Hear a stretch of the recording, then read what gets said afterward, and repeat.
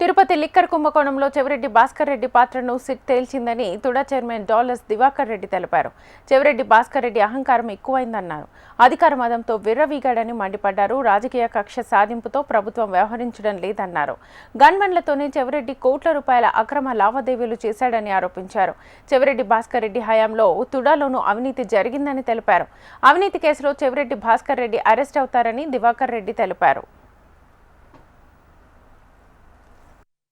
ఈరోజు నిన్న మనం చూసాము చెవిరెడ్డి భాస్కర్ రెడ్డి ఎక్స్ఎమ్మెల్యేని అరెస్ట్ చేయటం. అది అందరూ చెప్పేది ఏంటంటే ప్రభుత్వం ఏదో కక్ష సాధింపులతో చేస్తుంది అంటున్నారు. అది ఎప్పటికీ నిమ్మటి అబద్ధమే అది. ఎందుకంటే ఈరోజు రాష్ట్రం మొత్తం చూస్తుంది, రాష్ట్రం కాదు 2 రాష్ట్రాలు చూస్తున్నాయి అసలు వాస్తవంగా ఎట్లాంటి క్రైమ్ వాళ్ళు చేశారనేది. ఈరోజు ఒక లిక్కర్ స్కామ్లో అన్ని వందల కోట్ల రూపాయలు ఎలా తరలించారనేది ఈరోజు మొత్తం ప్రతి ఒక్క చిన్న పిల్లవాడు కాడ నుంచి పెద్దవాళ్ళ వరకు ప్రతి మహిళలు కావచ్చు, ప్రతి పిల్లవాడు కావచ్చు, అందరూ అబ్జర్వ్ చేస్తున్నారు.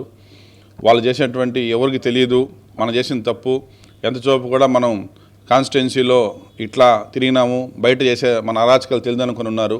బట్ అవన్నీ కూడా ఈరోజు సిట్ విచారణలో బయట వచ్చిన దానివల్ల వితౌట్ ఎవిడెన్స్ ఎప్పుడు ఎవరు కూడా ఏ ప్రభుత్వం కూడా మా ప్రభుత్వం అయితే అసలు ఎటువంటి పరిస్థితుల్లో కూడా రాంగ్ స్టెప్పులు చేయదు. ఖచ్చితంగా వాళ్ళు తప్పు చేశారు కాబట్టే ఈరోజు శిక్ష వాళ్ళని అరెస్ట్ చేయడం జరిగింది. అదేవిధంగా ఏ తప్పు చేసినా కూడా ఇదే కాకుండా కూడా వాళ్ళు చేసిన తప్పులు ఇంకా చాలా ఉన్నాయి.